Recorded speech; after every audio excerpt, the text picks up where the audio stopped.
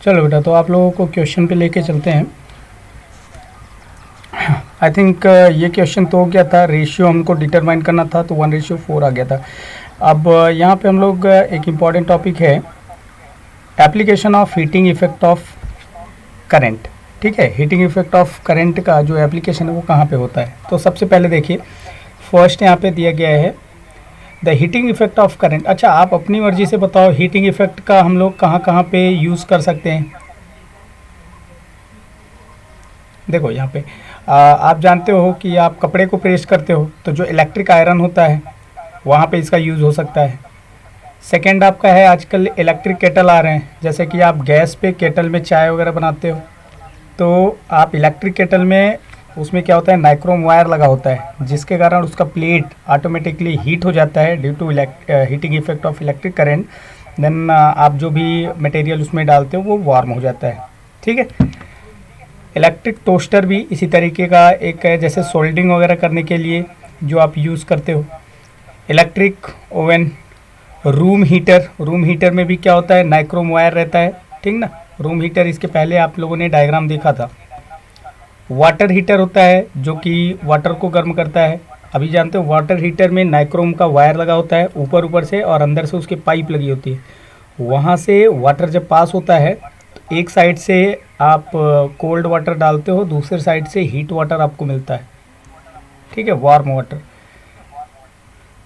All these heating appliances contains coil of high resistance wire.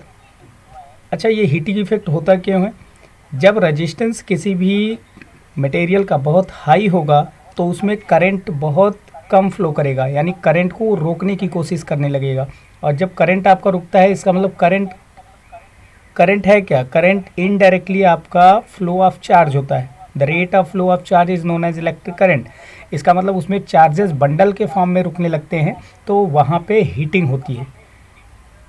इस event को heating effect कहते हैं। तो जो नाइक्रोम का वायर होता है ये एक टाइप का बेटा अलॉय होता है, ये किसी टाइप का मेटल नहीं है।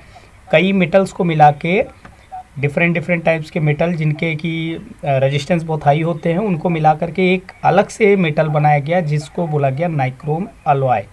ठीक है, when these appliances are connected to power supply by insulated copper wire, जब इनको इंसुलेटेड कॉपर वायर से जितने भी आपके मटेरियल दिख रहे हैं इनको कनेक्ट किया जाता है, a large amount of heat is produced in the heating coil. ठीक है, सभी को मेरी बात समझ में आ रही है। Because they have high resistance, क्योंकि इनका जो रेजिस्टेंस होता है बहुत हाई होता है, but negligible heat is produced in the connecting wire of copper. अब देखो, जैसे मान लो कि आपके पास यहाँ पे मैं टॉपिक लिख देता हूँ। सपोज करो एक एग्जांपल मैं यहाँ पे लेता हूँ। एग्जांपल है, ये आपका नाइक्रोम का कॉयल रहता है, ये आपका नाइक्रोम का कॉयल रहता है, ये हीटर है सपोज करो, और यहाँ पे ये कॉपर का वायर आपने लगाया है। ये आपने यहाँ पे कॉपर का वायर ला के कनेक्ट किया है। ठीक है, दोनों टर्मिनल्स को, और यहाँ से आपने सप्लाई वोल्टेज दिया है ये। तो ये जो आपका कॉपर वायर है, ये आपका कॉपर वायर, और ये आपका होता है नाइक्रोम वायर।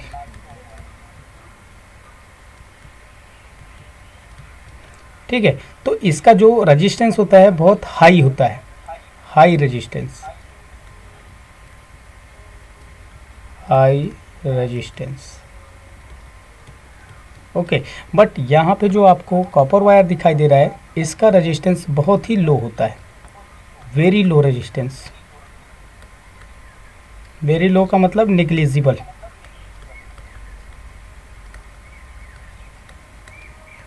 रेजिस्टेंस, इसका रेजिस्टेंस बहुत ही निग्लिजिबल होता है। ठीक है, तो लो रेजिस्टेंस होने के कारण जो आपका कॉपर वायर है डू नॉट वार्म, ये आपका गर्म नहीं होगा। ठीक है, लेकिन यहाँ पे हाई रेजिस्टेंस होने के कारण ये बहुत ही ज़्यादा वार्म हो जाता है, और यहाँ से हीट और लाइट दोनों आपको प्रोड्यूस होती हैं, तो यहाँ से बहुत ही ज़्यादा हीट रिलीज़ होती है। ठीक है भाई, बहुत ही ज़्यादा हीट यहाँ से रिलीज़ होती है। मेरी बात यहाँ तक सबको समझ में आ गई?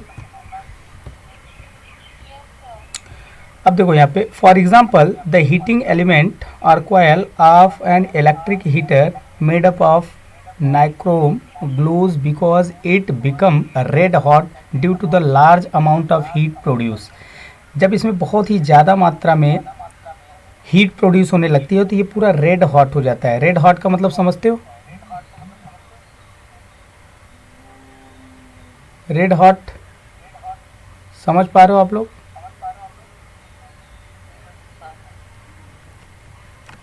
क्या होता है बताओ, लावण्या आप बताओ, रेड हॉट का मतलब क्या होता है बेटा?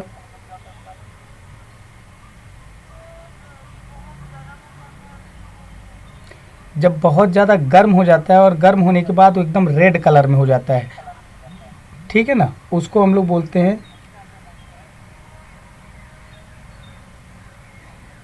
समझ पा रहे हो?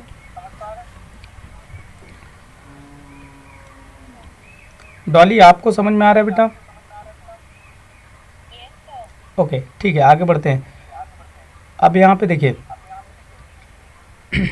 बट द कॉर्ड और connecting cable of the electric heater made up of copper, जैसे कि यहाँ पे मैंने आपको दिखाया कि ये जो आपका कनेक्टिंग वायर होता है ये आपका कॉपर का बना होता है, और जो ऊपर है वो कॉयल आपका नाइक्रोम का बना होता है।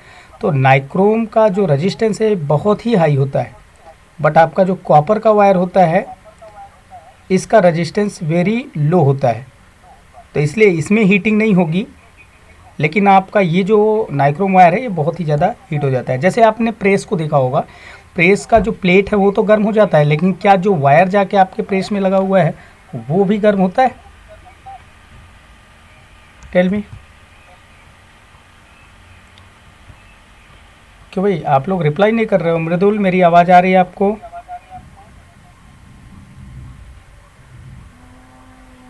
Hello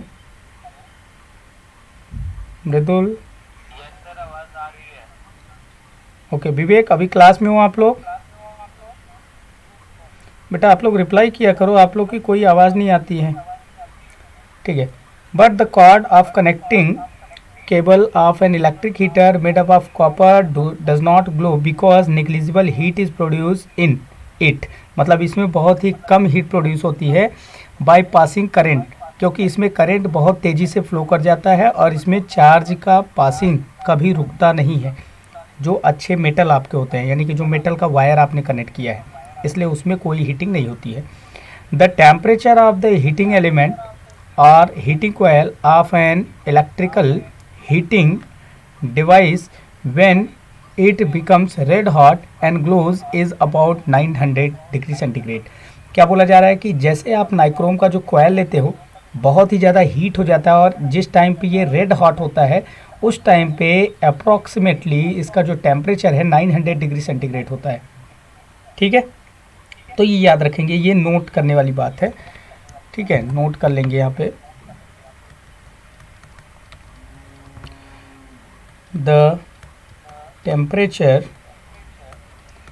of the nichrome element wire of the nichrome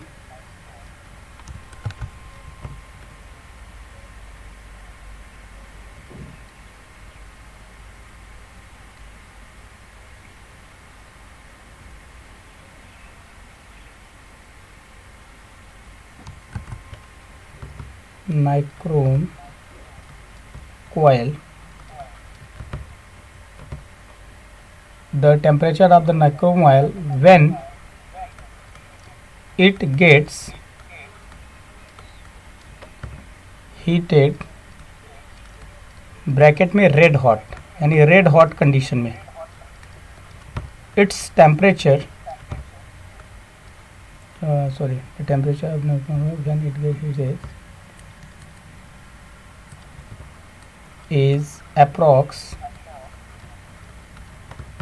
900 degree centigrade. ठीक है भाई, ये आप लोग नोट करके लिख लेंगे। आगे बढ़ते हैं हम लोग। अब जैसे देखो यहाँ पे कुछ इमेजेस आपको दिख रहे होंगे, जिसकी बात अभी हम लोग बार बार कर रहे थे। ये आपका आयरन है, ठीक ना, स्त्री है। और इसमें क्या होता है, इस तरीके का एक कॉयल लगा होता है। यहाँ पे देखिए, ये आपके पास एक कॉयल लगा हुआ है, इस तरीके से नाइक्रोम का कॉयल, ठीक है। और इसमें क्या होता है, दो टर्मिनल्स लगे होते हैं। एक टर्मिनल यहाँ पे लगा होता है, दूसरा टर्मिनल यहाँ से। और जो आपका कॉपर वायर आ रहा है, कॉपर वायर में दो टर्मिनल उसमें भी होते हैं, दो कॉयल होते हैं। तो एक आकर के इधर जुड़ता है, दूसरा आकर के इधर। एक आपका पॉजिटिव टर्मिनल होता है, दूसरा नेगेटिव टर्मिनल। जब इसको अर्थ और फ्रेश यानी मेंस लाइन और अर्थ दोनों जब इसको मिलेगा तो धीरे धीरे इसमें करंट पास होना शुरू होगा। लेकिन एक टाइम ऐसा आएगा कि इसका रेजिस्टेंस बहुत हाई होने के कारण करंट इसमें बहुत स्लोली पास होता है, यानी चार्जेस बंडल के फॉर्म में इसमें रुकने लगते हैं, जिसके कारण ये पूरा रेड कलर में हो जाता है। और इसके नीचे जो इसका प्लेट लगा हुआ है, यहाँ पे ये जो प्लेट लगा होता है बेटा, ये ठीक है, ये प्लेट जो लगा होता है ये पूरा हीट हो जाता है। क्योंकि आप जानते हो कि जो हीट के फ्लो करने की प्रॉपर्टी होती है हायर टेम्परेचर से लोअर टेम्परेचर की तरफ होता है, ठीक है। तो जो आपका यहाँ पे कॉयल लगा हुआ है इसका टेम्परेचर बहुत हाई होता है, और जो नीचे प्लेट लगा हुआ है इसका टेम्परेचर बहुत लो होता है। तो जो हीट है इस कॉयल से निकल करके इस प्लेट में पास होने लगता है, जिसके कारण आपका प्लेट बहुत ही जल्दी गर्म हो जाता है और आप उसका यूज़ कर पाते हो अपने डेली लाइफ में। Is it clear? सबको क्लियर है? एंड द सेम प्रोसेस जब आप यहाँ पे आते हो सेकंड में, the heating effect of electric current is utilized in electric bulb, ठीक है। इलेक्ट्रिक बल्ब में भी क्या होता है, यहाँ पे टंगस्टन का वायर लगा होता है। ये जो आप देख रहे हो जिसको अपन बोलते हैं फिलामेंट, ये आपका टंगस्टन का वायर लगा होता है। और इसमें भी दो टर्मिनल होते हैं, एक आपने देखा होगा यहाँ पे रहता है, एक यहाँ पे रहता है। ये दो टर्मिनल होते हैं। जब आप इसको होल्डर में लगाते हो तो पॉजिटिव टर्मिनल आकर के यहाँ पे कनेक्ट हो जाता है और नेगेटिव टर्मिनल आकर के यहाँ पे कनेक्ट हो जाता है। Is it clear? और जब इसमें से करंट पास होना शुरू होता है तो टंगस्टन जो होता है ये भी एक टाइप का अलॉय होता है, ठीक है भाई। तो टंगस्टन जो है एक टाइप का अलॉय होता है, इसके हाई रेजिस्टेंस होने की वजह से ये हीट हो जाता है और रेड हॉट होने लगता है और धीरे धीरे ये ग्लो करने लगता है। अब देखो यहाँ पे क्या बोला जा रहा है, the heating effect of electric current is utilized in electric bulbs, electric lamps for producing the light. Light को प्रोड्यूस करने के लिए हीटिंग इफेक्ट का यूज़ किया जाता है। When electric current passes through a very thin high resistance tungsten filament of an electric bulb, जब electric bulb के बहुत ही पतला, इलेक्ट्रिक बल्ब जो होता है वो बहुत ही पतला होता है लेकिन उसका रेजिस्टेंस बहुत हाई होता है। पतला होने की वजह से भी रेजिस्टेंस उसका हाई है, लेकिन वो बर्न नहीं होता, क्योंकि हाई रेजिस्टेंस है मतलब उसको ज़्यादा करंट रोकने की कैपेसिटी पहले से है उसके पास,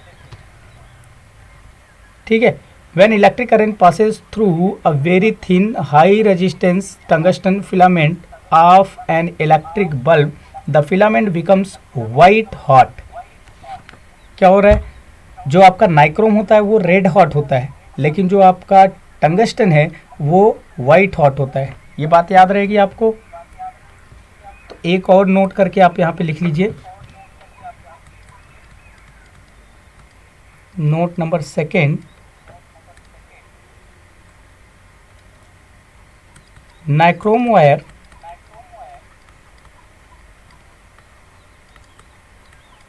always gets red hot.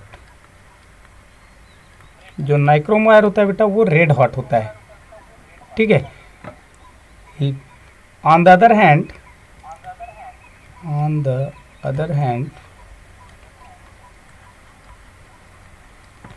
Tungsten wire,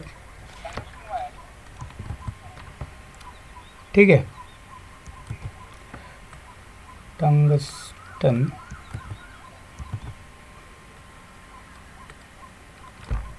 tungsten wire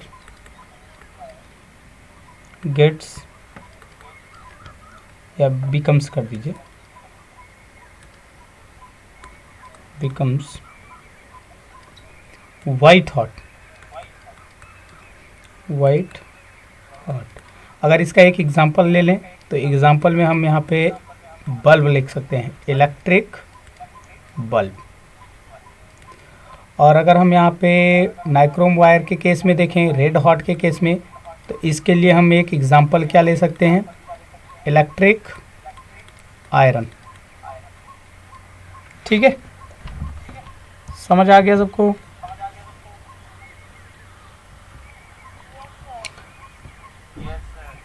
कभी कभी 1 मार्क्स का क्वेश्चन पूछा जाता है। अब देखो सबसे इम्पॉर्टेंट बात ये है, इसका टेम्परेचर कितना होता है।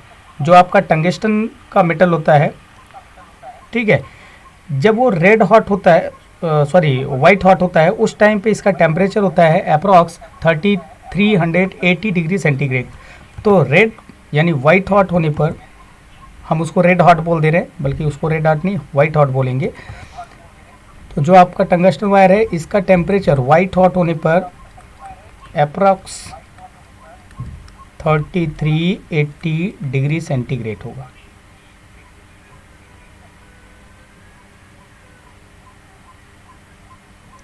नेटवर्क थोड़ा स्लो चल रहा है क्या?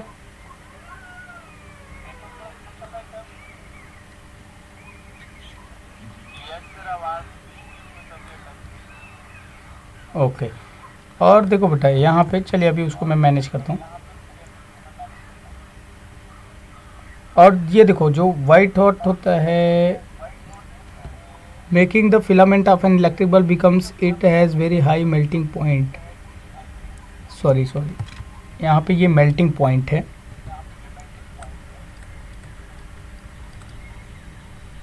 मेल्टिंग पॉइंट का जो टेम्परेचर होता है ये 3380 डिग्री सेंटीग्रेड होता है। लेकिन वाइट हॉट के केस में इसका जो टेम्परेचर होता है बेटा, वो यहाँ पे देखो दिया है, कितना गिवन है, 2500 डिग्री सेंटीग्रेड। ठीक है, white hot and glows to emit the light, then its temperature is about 2500 degree centigrade. तो यहाँ पे आप नोट करके लिख लेंगे कि वाइट हॉट के केस में जो इसका टेम्परेचर होगा वो 2500 डिग्री सेंटीग्रेड होता है। बट अगर 2500 डिग्री सेंटीग्रेड से ऊपर टेम्परेचर जाता है तो कितने डिग्री सेंटीग्रेड पे पहुँचने के बाद जो आपका टंगस्टन वायर है वो मेल्ट हो जाएगा, उसकी वैल्यू होती है 3300, मतलब 3380 डिग्री सेंटीग्रेड। सबको क्लियर है?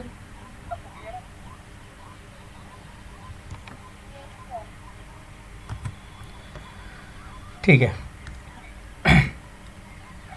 अब देखिए, और भी heating effect of electric current का यूज़ होता है जब हम अपने घरों में फ्यूज का यूज़ करते हैं। सबके घर में स्विच बोर्ड में एक फ्यूज़ लगा होता है, देखा है कि नहीं आपने फ्यूज़ वायर को? कई टाइप के फ्यूज़ वायर आते हैं। ठीक है, तो इस तरीके से क्या होता है, एक आपका फ्यूज़ होता है, यहाँ पे ये इसका एनोड और कैथोड बना होता है, ठीक है ना, और बीच में ये फ्यूज़ वायर लगा होता है। इसका रेजिस्टेंस बहुत ही हाई नहीं होता है, मीडियम होता है, क्योंकि जब आपके घर में कोई भी लाइट आती है, बिजली आती है, तो लो रेजिस्टेंस होने की वजह से अगर मान लीजिए बहुत तेज़ी से करंट अगर आपके घरों में आता है तो सबसे पहले आपके स्विच बोर्ड का फ्यूज डिस्कनेक्ट हो जाता है। क्लियर है? देखो जैसे यहाँ पे स्विच बोर्ड आपने ले लिया और आपने देखा होगा कि आपके घर में जो वायर आता है वो यहाँ से आता है, ठीक है बेटा, और यहाँ पे ये फ्यूज़ लगा होता है। क्लियर है सबको? सबको क्लियर है? और उसके बाद ये जो फ्यूज है, इसमें से इनपुट में एक आपका मेन वायर होता है, ये मेन लाइन होता है। मान लेते हैं ये आपका स्विच बोर्ड है। अब इसमें देखिए, एक आपका मेन लाइन होता है, एक आपका अर्थ वायर होता है, ठीक है, जिसको हम लोग न्यूट्रल वायर बोलते हैं। और फिर आउटपुट में भी 2 वायर यहाँ से निकले होते हैं, ठीक है। सपोज करो लाइन बहुत तेज़ी से आती है, करंट बहुत ही तेज़ी से अगर आता है तो उस टाइम में बेटा क्या होगा, ये जो आपका फ्यूज वायर है ये मेल्ट होगा। तो सबसे पहले यहीं से फ्यूज आपका क्या होगा, उड़ जाएगा। तो करंट जो है ये आउटपुट में आपको मिलेगा ही नहीं, क्योंकि सर्किट यहीं पे इनकम्प्लीट हो गई। और इससे क्या होगा, आपका पूरा का पूरा स्विच जो है वो प्रोटेक्टेड रहेगा, ठीक है ना, प्रोटेक्टेड हो जाएगा मतलब बच जाएगा। इसीलिए स्विच बोर्ड में एक फ्यूज़ लगा होता है। आई होप सबको मेरी बात समझ में आ गई होगी।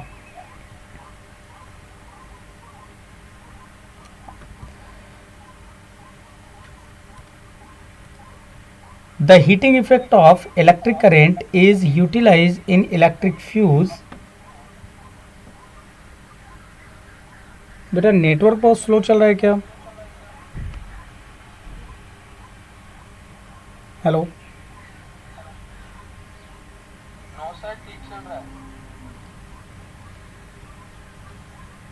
the heating effect of electric current is utilized in electric fuse for protecting household wiring and electrical appliances। ठीक है ना, अपने घरों में जो वायरिंग हम कराते हैं तो उस टाइम में स्विच बोर्ड में ये फ्यूज़ का यूज़ किया जाता है, ताकि ज़्यादा मतलब अमाउंट में अगर करंट आता है तो उस टाइम में लो रेजिस्टेंस होने की वजह से जो आपका फ्यूज़ है वो पहले ही डिस्टर्ब हो जाता है, पहले ही वो सर्किट को इनकम्प्लीट कर देगा, क्योंकि फ्यूज़ आपका डिस्ट्रॉय हो जाता है। तो आपका जो इलेक्ट्रिकल अप्लायंस है वो बच जाता है। A fuse is a short length of thin tin plated copper wire.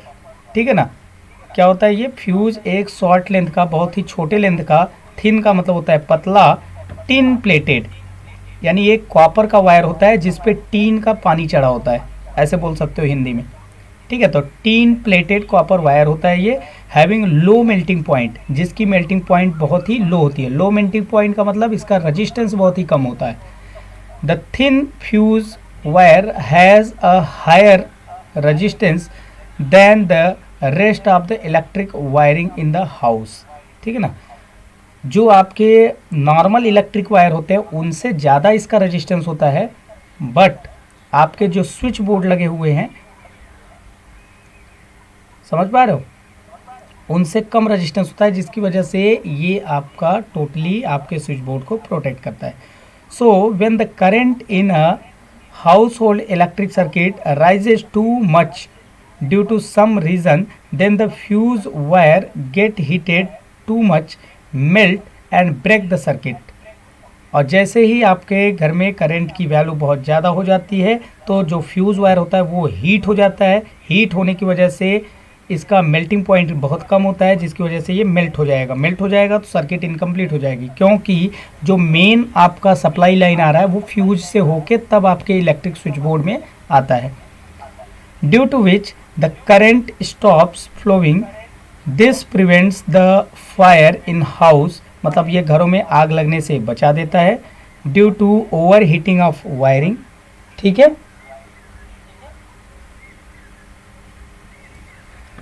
And also prevents damage to various electrical appliances in the house due to excessive current flowing through them। मतलब कि जितना भी अगर ज़्यादा करंट आता है तो damage होने से हमारे सारे इक्विपमेंट्स बच जाते हैं। अब उसी बात को बार बार यहाँ पे रिपीट किया जा रहा है, तो आगे बढ़ते हैं हम लोग। अब देखो यहाँ पे एक क्वेश्चन आंसर कर लेते हैं, वेरी शॉर्ट आंसर टाइप का। फर्स्ट क्वेश्चन यहाँ पे है, इसको मृदुल अगर क्लास में हो बेटा तो प्लीज़ आप रिप्लाई किया करो, जब भी आपका नाम लिया जाता है आप रिप्लाई नहीं करते हो। मृदुल अभी क्लास में हो आप?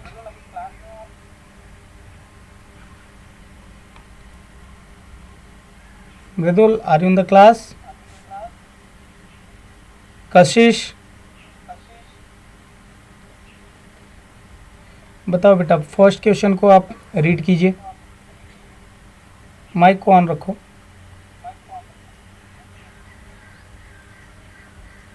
कशिश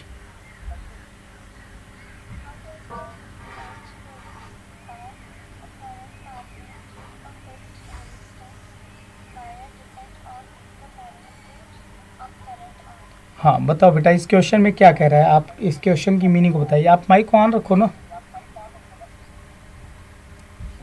आपको ही समझाना है क्या गिवन है, क्या पूछा जा रहा है।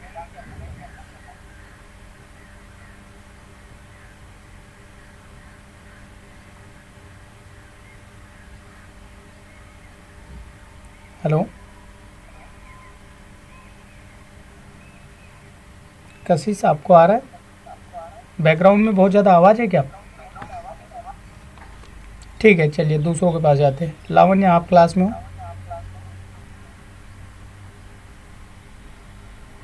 बताओ बेटा, इस क्वेश्चन की मीनिंग बताओ।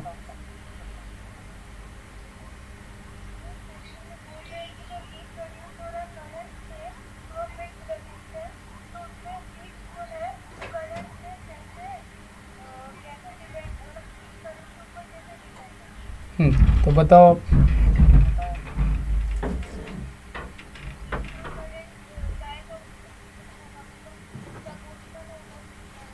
एग्जैक्टली जो करंट होता है वो डायरेक्टली प्रोपोर्शनल होता है। मैंने आपको फार्मूला बताया। अगर मैं, ये बुक का पेज नंबर कौन सा है? पेज नंबर 66 का वेरी शॉर्ट आंसर टाइप का फर्स्ट क्वेश्चन, ठीक है ना। बुक में पेज नंबर 66 पर यहाँ पे वेरी शॉर्ट आंसर टाइप के जो क्वेश्चन है उसमें हम बता रहे हैं क्वेश्चन नंबर फर्स्ट। अब देखो बेटा, यहाँ पे आपसे पूछा है कि अगर रेजिस्टेंस को फिक्स रखा जाए तो करंट से किस तरीके से हीट कनेक्ट होता है। तो हम जानते हैं since H is equal to I square R into T होता है। अगर टाइम को फिक्स कर दें, if R is constant, T is constant, okay, so this implies that H is directly proportional to I square. Clear है?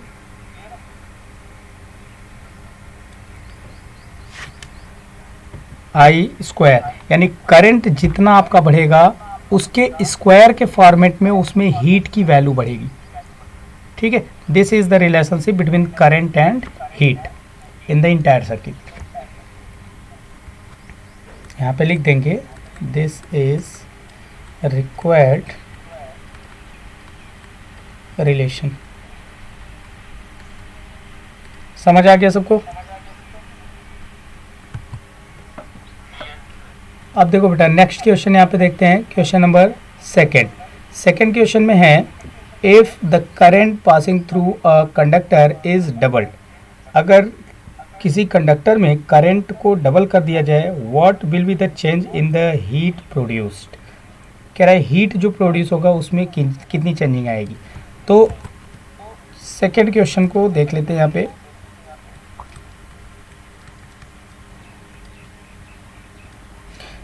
हम मान लेते हैं कि हमारे पास ये एक इलेक्ट्रिक सर्किट है और ये हमारे पास कोई एक कंडक्टिंग वायर है और इसको हमने सप्लाई वोल्टेज के साथ यहाँ पे कनेक्ट कर दिया है, एक स्विच लगा दिया इसको कंट्रोल करने के लिए, ठीक है भाई। और इसमें जो टोटल करंट फ्लो कर रहा था शुरू में हमने उसकी वैल्यू को सपोज कर लिया यहाँ पे आई, शुरू में आई करंट इसमें फ्लो कर रहा है, ठीक है। तो केस नंबर 1, जब आपका करंट आई था तो इसमें हीट की जो वैल्यू थी वो डायरेक्टली प्रोपोर्शनल थी आई स्क्वायर की, ठीक है। ये फर्स्ट क्वेश्चन हो गया।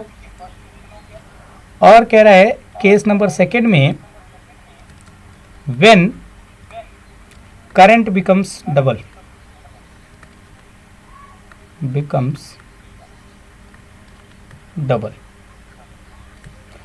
दैट इज जो अभी आपका करंट है आई डैश उसकी वैल्यू है 2i के बराबर।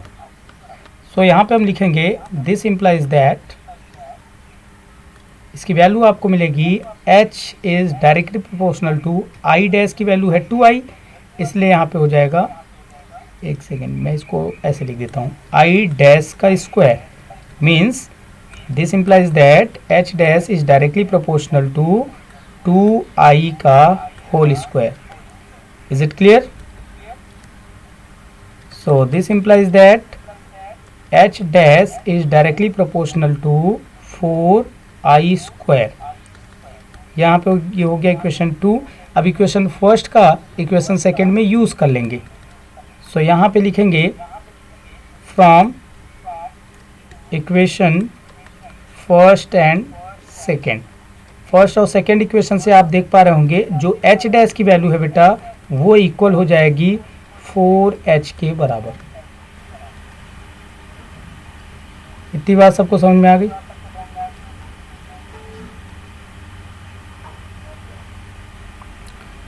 सो अभी जो आपका हीट होगा when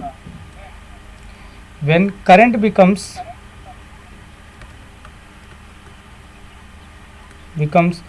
double,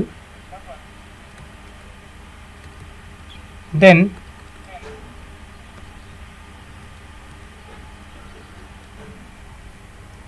it produce the heat 4 times of previous value या previous। ठीक है ना?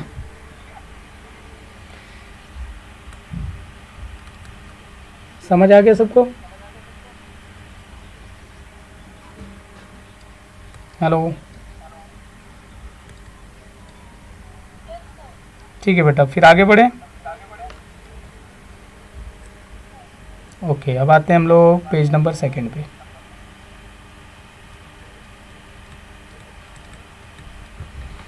चलिए नेक्स्ट क्वेश्चन देखते हैं। क्वेश्चन है आपका name 2 effect produce by the electric current. Electric current से 2 इफेक्ट बताइए। पहला इफेक्ट क्या है? 2 इफेक्ट का नाम बताना है आपको। फर्स्ट इफेक्ट, हाँ पहला आपका हो गया heating effect. Next, very good, 2 effect होते हैं। एक सेकेंड चैप्टर जब आपको मैं पढ़ाऊंगा तो वहाँ पे आप पढ़ेंगे magnetic effect of electric current. ठीक है, ये 2 इफेक्ट होते हैं, एक हीटिंग इफेक्ट और दूसरा होता है मैग्नेटिक इफेक्ट। अभी हम लोग नेक्स्ट क्वेश्चन को देख लेते हैं, इसको आप लोग नोट कर लेंगे।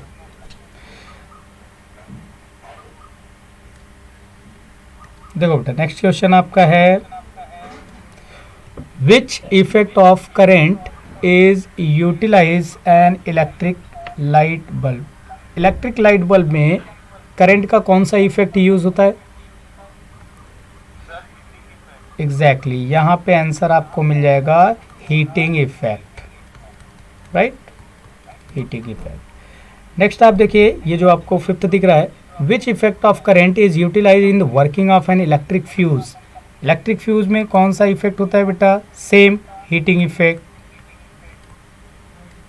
ठीक है भाई, यहाँ पे भी हीटिंग इफेक्ट आएगा। Name 2 device which works on the heating effect of electric current. 2 device का नाम लिखना है आपको। तो एक आप लिख सकते हैं इलेक्ट्रिक बल्ब, और दूसरा आप लिख सकते हैं इलेक्ट्रिक हीटर। ठीक है, इलेक्ट्रिक बल्ब और electric heater. Name 2 gases which are filled in the filament type electric light bulb. Electric light bulb जो होता है उसके अंदर 2 गैसेस कौन कौन से होती हैं बताओ?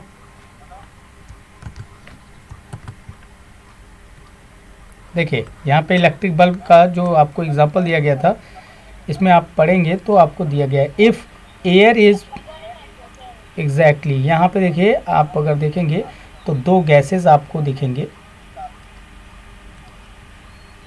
देखिए, bulb is field with the chemically unreactive, मतलब जो रिएक्शन नहीं करते हैं, लाइक आर्गन और नाइट्रोजन और मिक्सचर ऑफ बोथ। ठीक है ना? तो बल्ब के अंदर ये 2 टाइप के गैसेस हो सकते हैं, एक आपका आर्गन होता है, दूसरा नाइट्रोजन। तो इसका जो आपका आंसर होगा,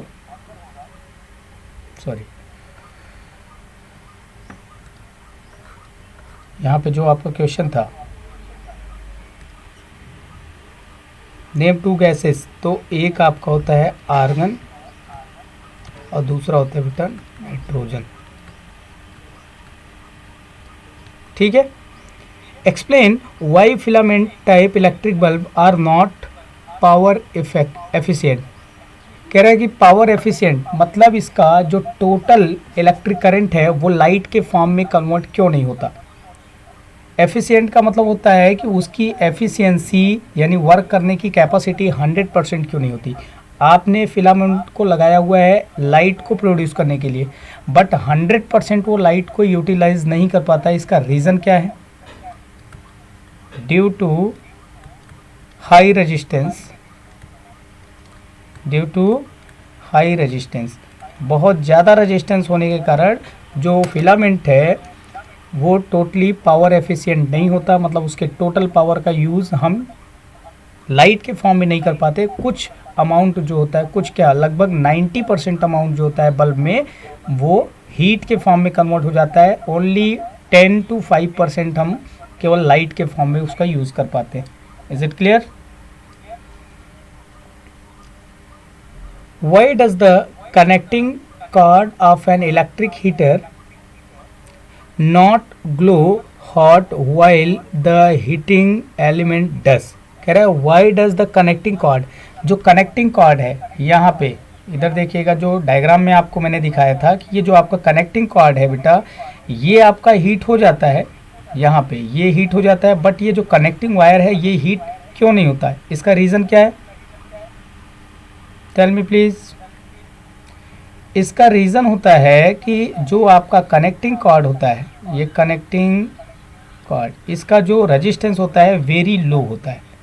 वेरी लो बोल दो या फिर निग्लिजिबल बोल सकते हो, निग्लिजिबल रेजिस्टेंस, ठीक है।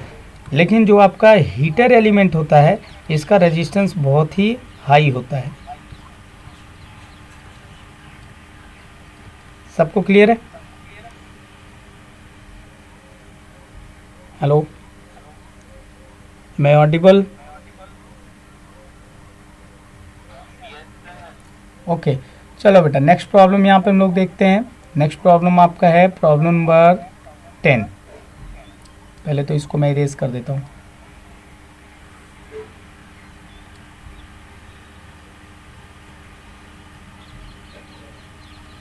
देखिए प्रॉब्लम नंबर 10 में आपको गिवन है write down the formula for the heat produce when a current I is passes through a resistor R for time T.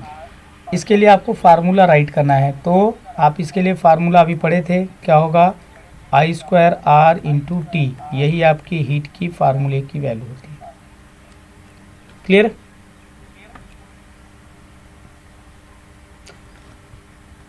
अब यहाँ पे 10th के ये बी वाले क्वेश्चन को आप लोग देखिएगा।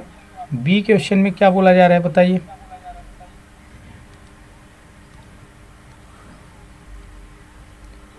अनुराग बताओ बेटा, इस क्वेश्चन को बताओ कैसे करोगे?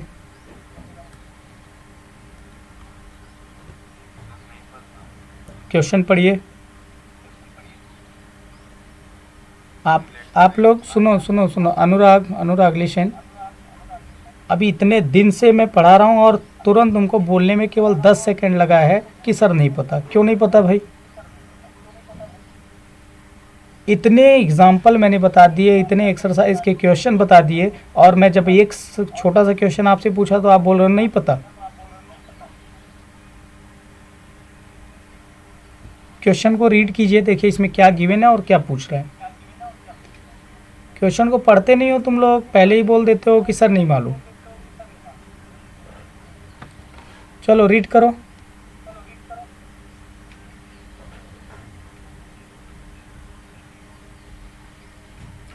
अनुराग रीड करो क्वेश्चन।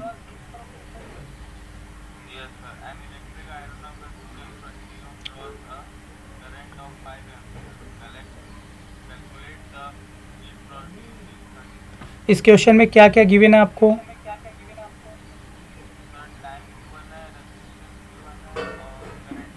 पूछ क्या रहा है? तो इसको आपको करने में क्या हो रहा है? ये तो आप बहुत आराम से कर सकते हो। देखो यहाँ पे ये शॉर्ट आंसर टाइप क्वेश्चन मैं करने जा रहा हूँ, क्वेश्चन नंबर 10 का बी। ठीक है, जो बेटा गिवन हो पहले उसको आप राइट कर लो। गिवन है आपको करंट आई की वैल्यू, करंट आई की वैल्यू कितना गिवन है 5 एम्पियर। रेजिस्टेंस की वैल्यू क्या है, रेजिस्टेंस की वैल्यू है 20 ओम। और आपको टाइम कितना दिया है 30 सेकेंड्स। ठीक है, आपसे पूछ रहा है कि टोटल कितना हीट प्रोड्यूस हुआ, हीट प्रोड्यूस, हीट प्रोड्यूस मतलब एच की वैल्यू आपसे यहाँ पे पूछी गई है, ये कितनी होगी। फार्मूला बताओ इसमें कौन सा अप्लाई करेंगे।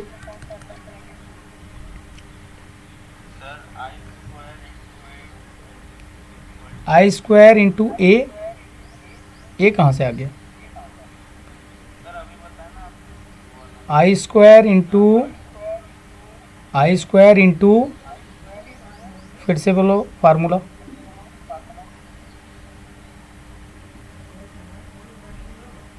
हेलो अनुराग, फार्मूला ए कहाँ से आ गया तुम्हारा, आई स्क्वायर आर इंटू टी होगा ना, जैसा कि डॉली ने बताया, डॉली आपने बताया ना, आई स्क्वायर आर इंटू टी होता है, ए नहीं होता। अनुराग तुम कुछ नहीं पढ़ रहे हो घर पे, अभी टेस्ट होने वाला है संडे को, कैसे करोगे। सो दिस इम्प्लाइज दैट अभी आपको वैल्यू पुट करनी है। आई की वैल्यू है बेटा 5 एम्पियर मतलब 5 का स्क्वायर, आर की वैल्यू आपको दी गई है 20 ओम और टाइम आपको गिवन है यहाँ पे 30 second. So you will put here 30।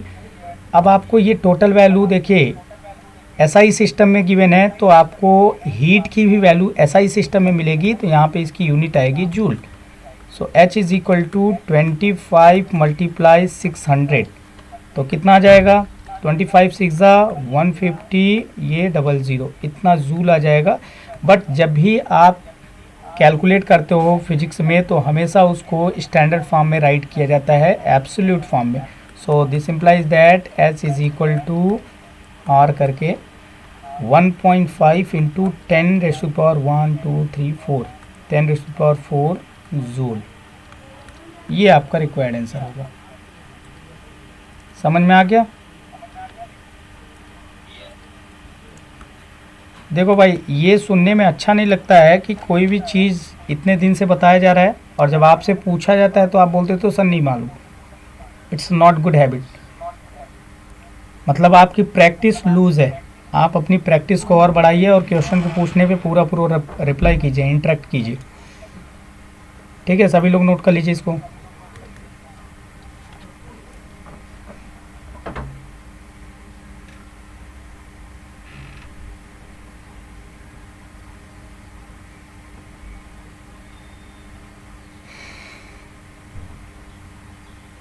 Completed.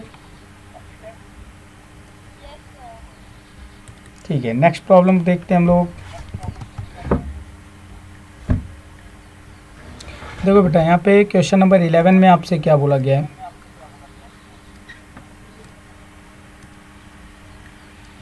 State 3 factors on which the heat produced by the electric current depends.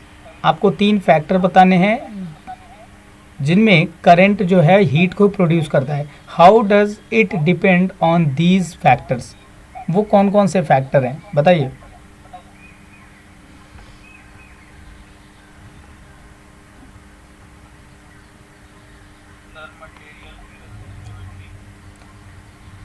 Resistivity को नहीं कह सकते क्योंकि रजिस्टिविटी हर एक मटेरियल की फिक्स होती है।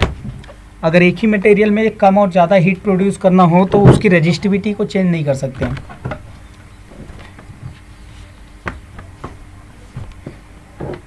कौन कौन से फैक्टर हो सकते हैं? यस टेल मी।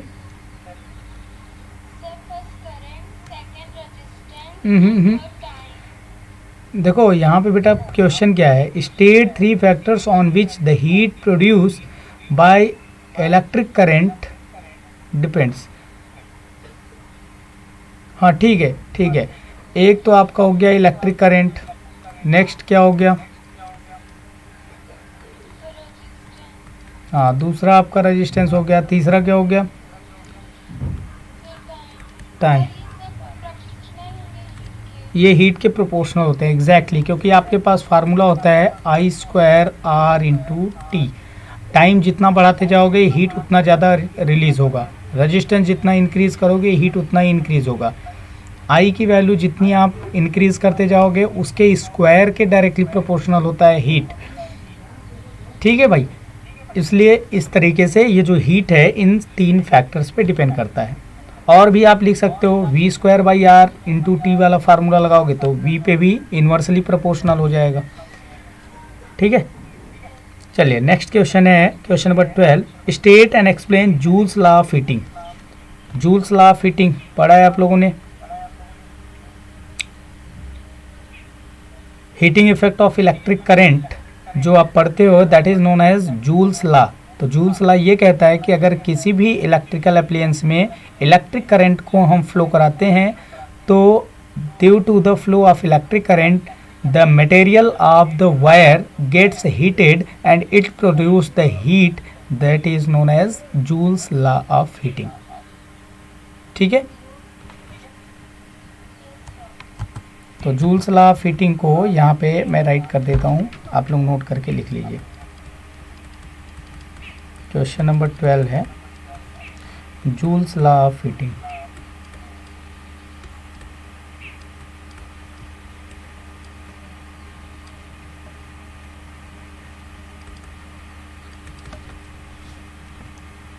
नोट कीजिए इसमें when an electric current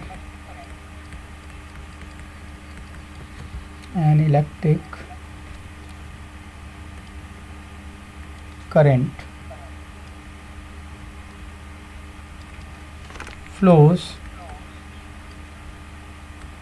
through the electric wire, then it gets heated and produce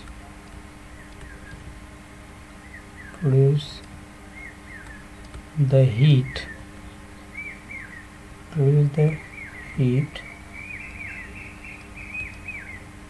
is called Joule's law of heating. Joule's law of heating.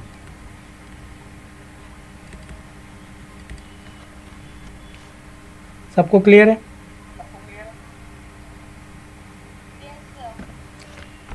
तो ये छोटा सा डेफिनेशन है, 1 मार्क्स में पूछा जाता है, इसलिए आप लोग इसको याद रखेंगे।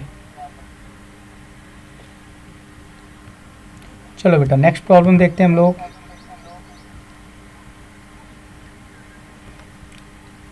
नेक्स्ट आपका देखिए 12th का ये बी वाला क्वेश्चन है, ठीक है ना। A resistance of 40 ohm and one of 60 ohm are arranged in series across 220 volt supply. ठीक है, दो रेजिस्टेंस हैं, एक 40 ओम का और दूसरा 60 ओम का। तो यहाँ पे इसको आप लिख लीजिएगा 12th का ए है। अभी 12th का बी वाला क्वेश्चन हम लोग सॉल्व कर रहे हैं।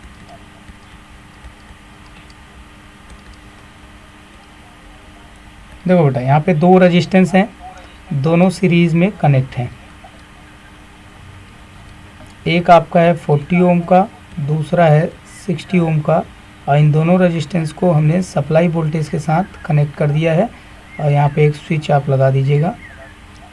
ये सप्लाई वोल्टेज की वैल्यू आपको यहाँ पे गिवन है 220 वोल्ट, राइट।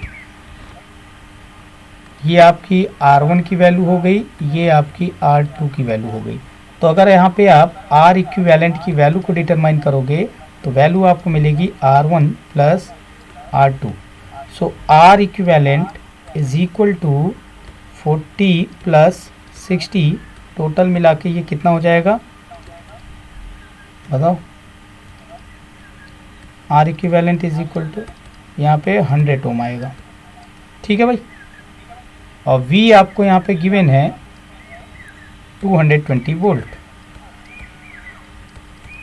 अब आप देखिए क्वेश्चन में क्या है, find the heat in joule produce by this combination of the resistance in half a minute.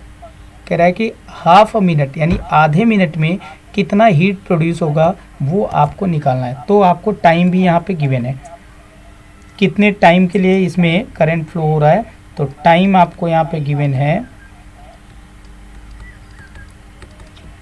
Half minute, half a minute. Half a minute का मतलब क्या हुआ बेटा, एक मिनट में कितने सेकंड होते हैं, 60 सेकंड। तो 60/2 कर दीजिए, मतलब 30 सेकंड। क्लियर है। हेंस हीट प्रोड्यूस यानी कि H की वैल्यू जब यहाँ पे आप डिटरमाइन करोगे तो आपको कितना मिल जाएगा। कौन सा फार्मूला लगाएंगे, देखिए आपको V पता है, R पता है, T पता है। तो आप फार्मूला लगाओगे V²/R into T. So put the value, get the answer. Put the value means आपने रखा 220 मल्टीप्लाई 220 बाई R की वैल्यू आपको मिल गई है यहाँ पे 100 और टाइम आपको मिल गया 30 सेकेंड। तो इतना जूल आपको एनर्जी मिलेगी। चलिए सभी लोग सॉल्व करके बताइए। अनुराग सॉल्व करके बताओ बेटा कितना है।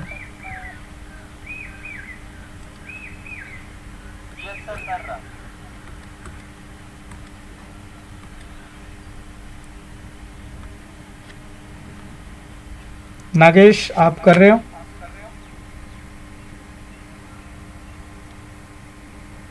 नागेश क्लास में हो।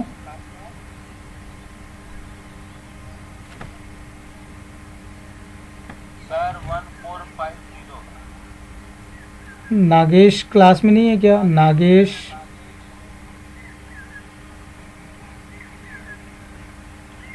सर आंसर है 14520। सभी लोग का आ गया उतना, कितना है बेटा फिर से बताओ एक बार। 14520। इतना जूल। मैंने आपको बोला है कि जब आप वैल्यू को पुट करेंगे तो हमेशा स्टैंडर्ड फॉर्म में राइट करेंगे। तो इसको आपने राइट करना है 1.452 इंटू 10⁴ जूल। क्लियर है सबको।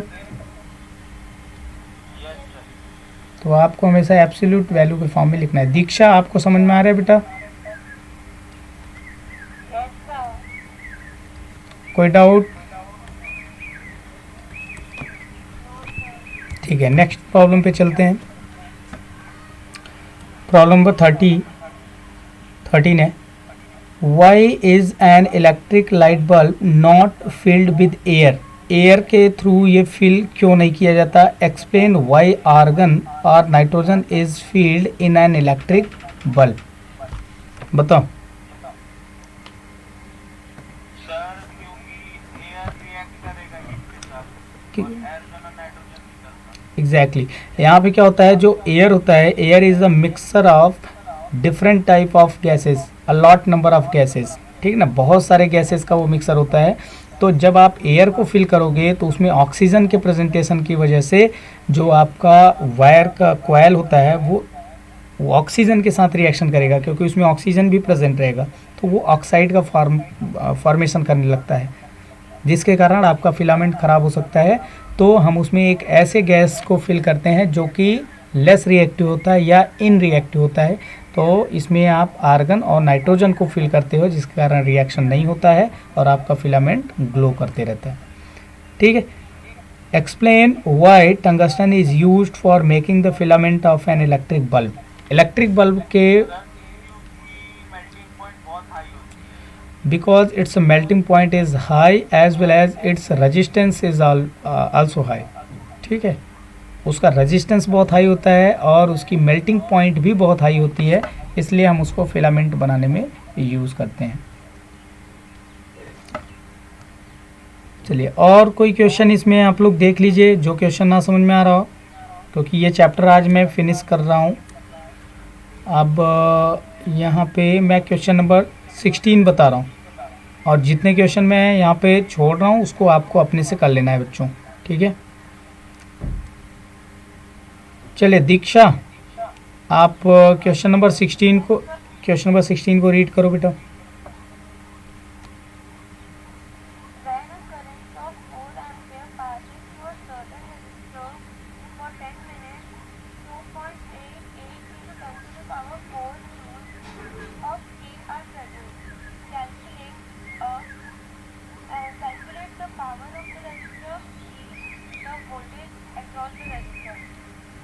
ओके, देखिए क्वेश्चन में है when a current of 4 ampere passes through a certain register of for 10 minute. एक रजिस्टर है कोई, उसकी वैल्यू हमको नहीं पता है, उसमें से करंट फ्लो कर रहा है 10 मिनट के लिए और उसकी वैल्यू है 4 एम्पियर, और जितना हीट वो प्रोड्यूस करता है उसकी वैल्यू आपको गिवन है 2.88 इंटू 10⁴ जूल।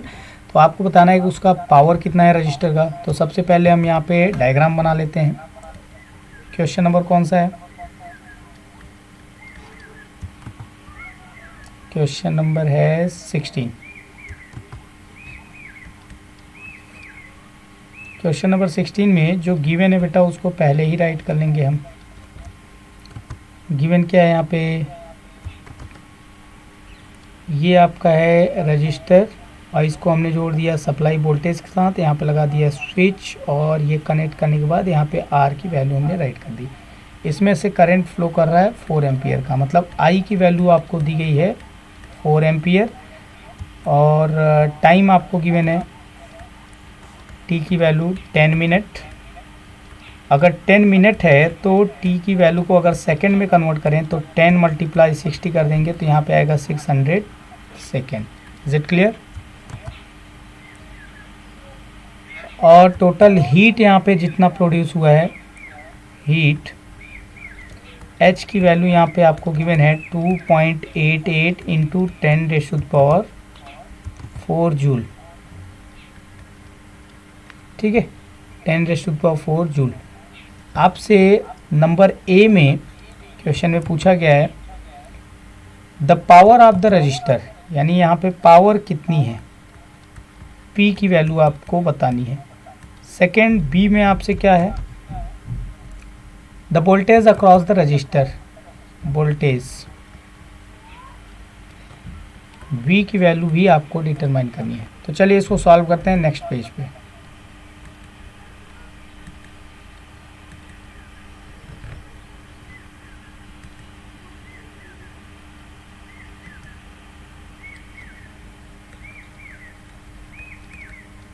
देखो बेटा, इसको जब आप सॉल्व करोगे तो फर्स्ट क्वेश्चन में आपको क्या गिवन है? फर्स्ट में आपको क्या निकालना है?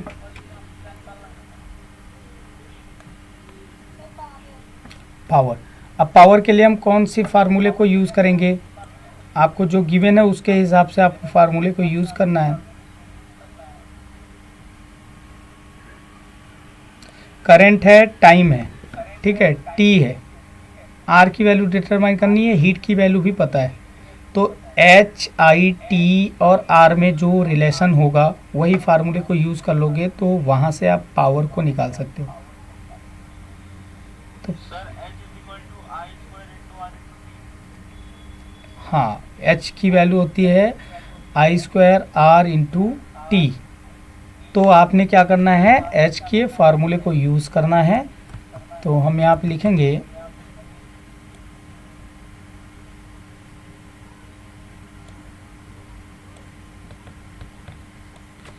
यहाँ पर राइट करेंगे since H is equal to I square R into T.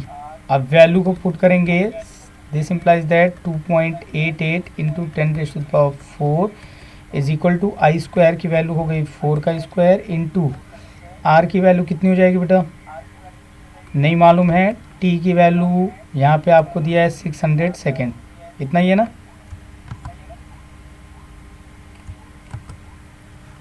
600 second. तो यहाँ पे इम्प्लाई करेगा आर की वैल्यू आपको मिल जाएगी 2.88 मल्टीप्लाई 10⁴ अपान ये 4 का स्क्वायर 16 हो रहा है तो 16 यहाँ डिनोमिनेटर में आएगा मल्टीप्लाई 600, इतना ओम आएगा। कैलकुलेट करके बताइए कितना आ रहा है?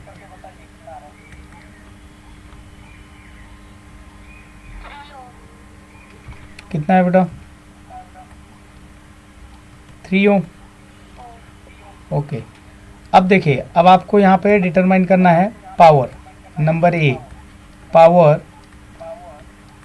P इज इक्वल टू क्या होता है? I square into R. Since power P is equal to I square into R, I की वैल्यू है 4, तो 4 का स्क्वायर करेंगे इंटू आर की वैल्यू है 3, इतना वाट आएगा। तो this implies that P is equal to 4 4 जा 16, 16 3 जा 48 वाट।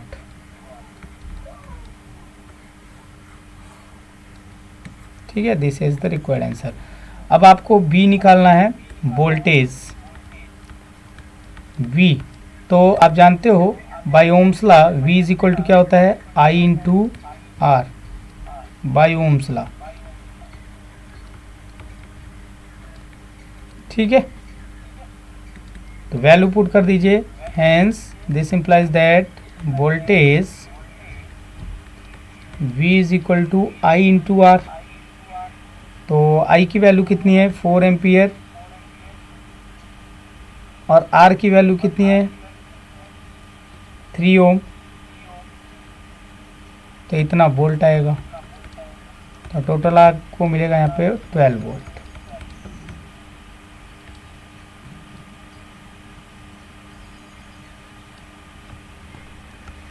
समझ आ गया सबको?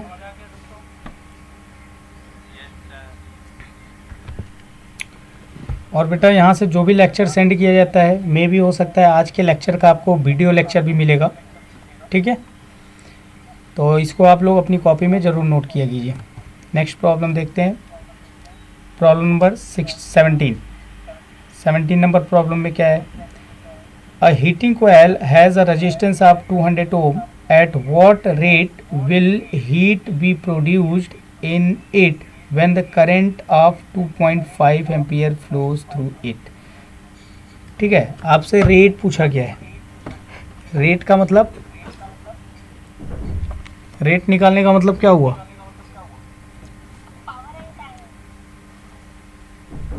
Power end voltage. देखो यहाँ पे 17 का आंसर क्या दिया है? 17, अच्छा, मतलब आपको एनर्जी की वैल्यू निकालनी। ठीक है,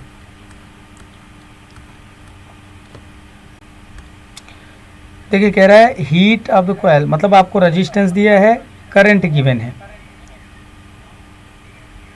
when current of one flows, तो सॉल्व कीजिए इसको। 17 नंबर क्वेश्चन में जो गिवन है उसको आप लोग राइट कर लीजिए पहले।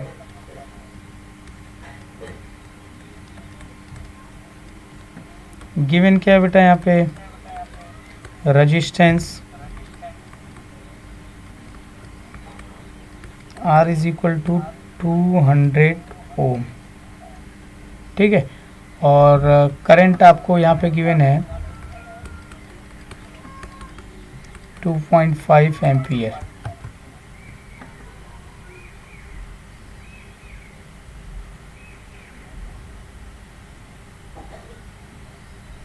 सॉल्व करके बताइए।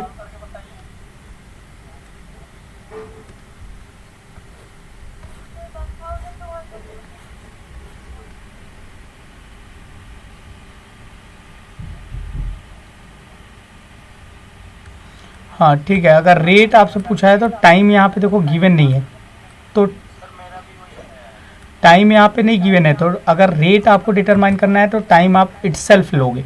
तो यहाँ पे लिखोगे let time t is equal to 1 second. तो यहाँ पे हम लोग राइट करेंगे हेंस h यानी कि हीट, वैल्यू आपको मिल जाएगी आई स्क्वायर आर इंटू टी। कितना आएगा?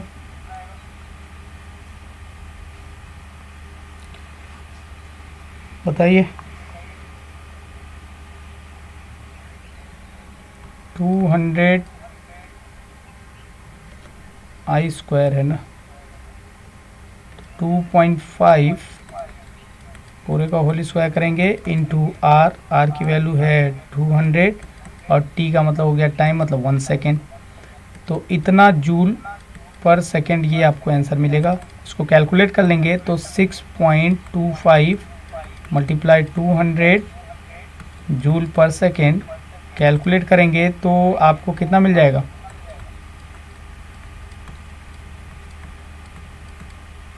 सर 1250। ये आपको रेट मिल जाएगा बेटा, हीट के प्रोड्यूस होने का रेट।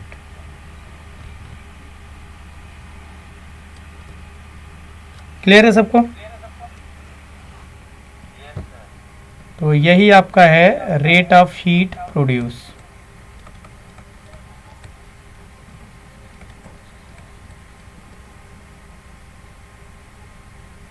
ओके ठीक है डॉली, यही आपको मिलेगा रेट ऑफ हीट प्रोड्यूस। चलिए क्वेश्चन नंबर 15 एक बार एक्सप्लेन कर देते हैं। Explain why the current that makes the heater element very hot.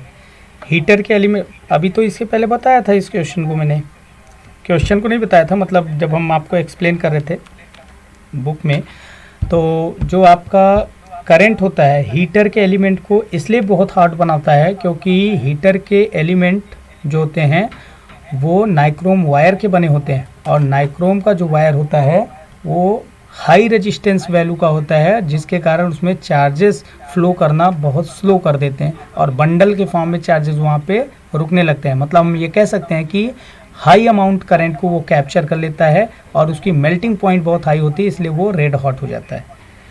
Only slightly warm the connecting wire leading to the heater, और कह रहा है कि जो कनेक्टिंग वायर हैं वो बहुत ही स्लाइटली वार्म होते हैं क्योंकि वो कॉपर के बने होते हैं या फिर एल्यूमिनियम के बने होते हैं, और उनका जो रेजिस्टेंस है वो बहुत ही लो होता है और उनका मेल्टिंग पॉइंट भी बहुत लो होता है, इसलिए वो ज़्यादा गर्म नहीं होते। अगर ज़्यादा गर्म होंगे तो वो तुरंत मेल्ट हो जाएंगे। डॉली क्लियर है?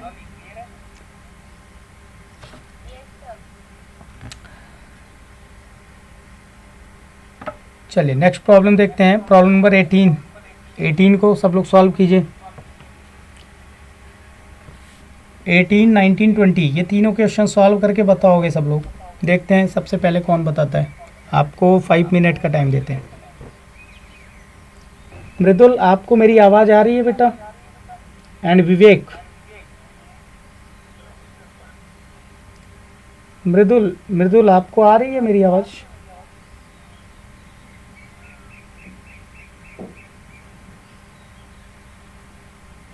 Hello Mridul, please give me reply.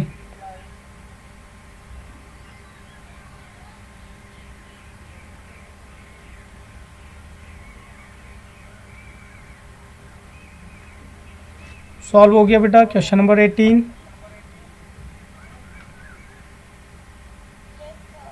बताइए कितना आया? 1800 वोट। वेरी गुड, सबका आ गया?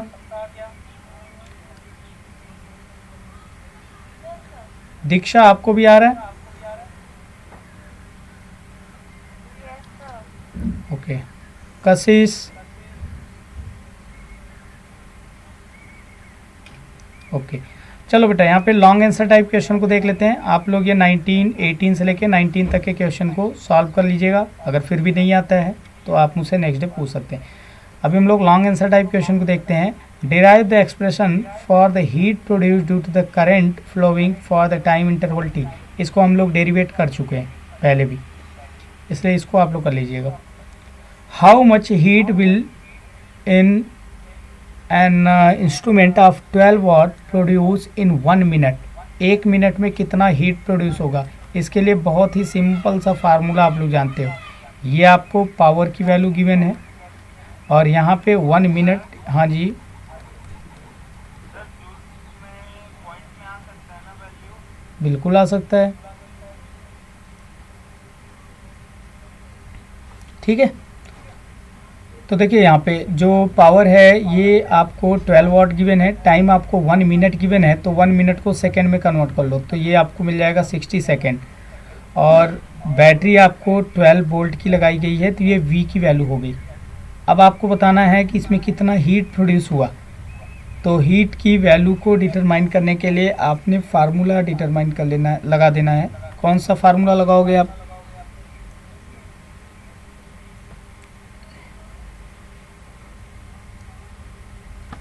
बताओ, हीट कितना प्रोड्यूस होगा? P इंटू टी के बराबर। ठीक है भाई, P इंटू टी के बराबर। तो P की वैल्यू आपको 12 वाट गिवन है, तो 12 मल्टीप्लाई 60, 720 जूल, 720 जूल आएगा। तो इसमें सभी क्वेश्चंस आप लोग कर लेंगे, जो क्वेश्चन नहीं आएगा उस पर हम लोग डिस्कशन नेक्स्ट डे करेंगे। ठीक है, और भी क्वेश्चन देख लीजिए सभी लोग, मैं स्क्रॉल कर रहा हूँ।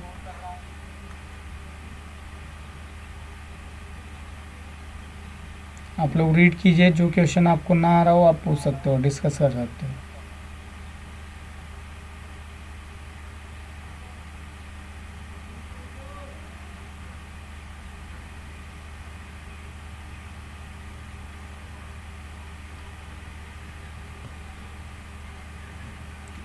देखो, एक यहाँ पे जो मल्टीपल चॉइस क्वेश्चन में है, क्वेश्चन नंबर 26 को देखिए।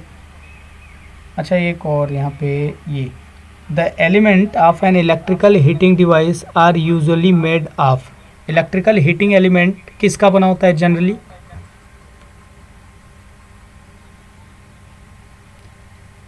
इलेक्ट्रिकल हीटिंग डिवाइस में कौन सा मटेरियल यूज होता है जनरली? नाइक्रोम। एग्जैक्टली, टंगस्टन आपका केवल बल्ब में यूज होता है, लेकिन जो हीटिंग डिवाइस होते हैं उनमें आपका ज़्यादातर नाइक्रोम यूज होता है। ठीक है, तो इसका आपका आंसर हो जाएगा नाइक्रोम। अभी नेक्स्ट प्रॉब्लम पे चलते हैं हम लोग। एक यहाँ पे इंपॉर्टेंट क्वेश्चन है, क्वेश्चन नंबर 23। इसको सब लोग सॉल्व कीजिए।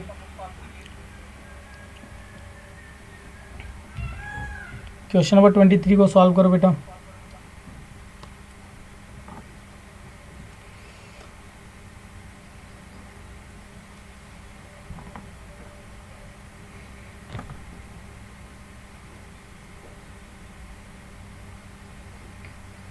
सॉल्व हो गया?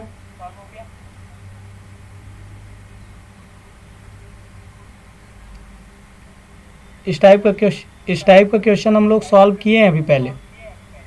करंट को, हाँ, तो करंट डबल हो रहा है, तो बताओ आपका हीट कितना टाइम्स हो जाएगा?